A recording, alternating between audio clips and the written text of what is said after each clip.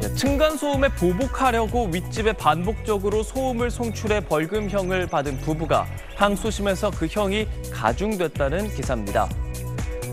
대전시 유성구에 사는 이 부부는 윗집에 사는 가족이 층간소음을 낸다고 생각해 복수하기로 마음먹고 스피커, 앰프 등 장비를 구입하고 인터넷에 층간소음 복수용 음악을 검색했습니다. 이후 집 천장에 스피커를 설치하고 10회에 걸쳐 생활소음과 데스메탈, 귀신 소리 등을 내보낸 혐의로 재판에 넘겨졌습니다. 앞서 1심에서는 이 부부에게 각각 벌금 700만 원이 선고됐는데요. 어제 2심 재판부는 남편에겐 징역 6개월에 집행유예 2년을 선고하고 벌금 10만 원과 함께 보호 관찰, 40시간의 스토킹 치료 강의까지 명령했습니다. 부인에 대해서는 원심인 벌금형을 유지했습니다. 재판부는 스토킹 범죄로 기소됐지만 부부의 행동으로 아이들을 포함한 윗집 가족이 받았을 정신적 피해를 감안하면 형법상 상해죄와도 별반 다르지 않다고 밝혔습니다. 지난 2021년 경남 김해시의 한 빌라에 살던 A씨는 위층에서 나는 층간 소음에 불만을 품고 보복성 소음을 내기 시작했습니다. 윗집을 상대로 새벽마다 각종 도구로 천장을 두드린 겁니다.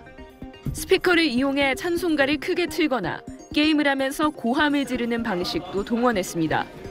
A씨의 이런 행위가 계속되자 위층 거주자가 경찰에 신고했는데 한 달 넘는 기간 동안 이런 행위를 31차례나 반복한 걸로 조사됐습니다.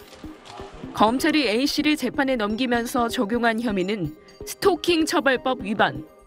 1, 2심 법원은 A씨의 혐의를 유죄로 인정해 징역 8개월에 집행유예 2년을 선고했습니다. A씨는 판결에 불복했지만 대법원도 A씨의 행위가 스토킹에 해당한다고 보고 상고를 기각했습니다. 일반적으로 상대방에게 불안감이나 공포심을 일으키기에 충분한 반복적 행위에 해당하기 때문에 스토킹 범죄로 인정될 수 있다고 본 겁니다. 대법원은 A씨가 대화 시도도 거부하는 등 이웃을 괴롭힐 의도로 이런 행위를 한 것으로 보인다고 지적했습니다. 이웃 간에 일부러 소음을 발생시켰다고 해서 모두 스토킹 행위가 되는 것은 아니지만 사회 통념상 합리적인 범위를 넘어서 반복적으로 발생시키는 경우 스토킹 범죄가 성립한다고 인정한 첫 판결입니다. 과거에 이런 행위는 주로 경범죄로 처벌해 벌금형에 그치는 경우가 많았지만 대법원 첫 판단을 계기로 징역형 등으로 엄중 처벌하는 사례가 늘어날 걸로 보입니다. SBS 하정윤입니다.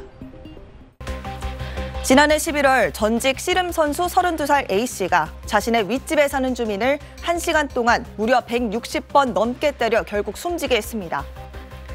이 둘은 층간소음으로 갈등을 겪고 있었는데 오해를 풀겠다며 함께 술을 마시며 대화하던 중 A씨가 윗집 주민으로부터 뺨을 맞자 주먹을 휘두른 것으로 알려졌습니다.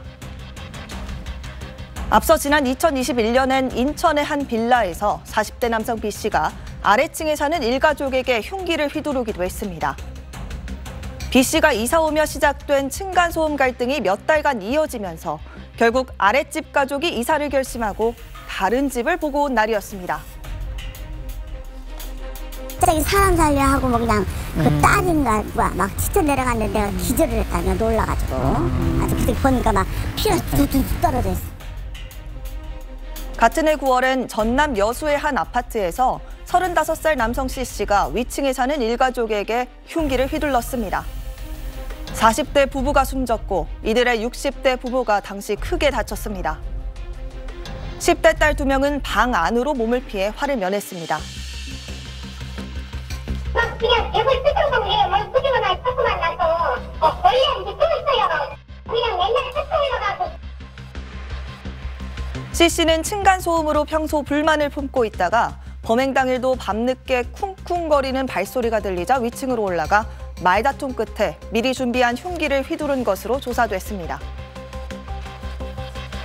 지난 10년간 발생한 층간소음 관련 살인사건은 모두 69건이었습니다. 여기에 폭행 등을 더한 5대 강력범죄로 이어진 경우를 따져봐도 이렇게 꾸준하게 늘고 있는 추세입니다. 우리나라 특성상 공동주택과 다세대 주택 거주자가 많은 만큼 이 근본적으로 건설 단계부터 관련 문제를 예방하기 위한 노력이 필요하다는 지적이 나옵니다. 지금까지 뉴빌더 전연남이었습니다.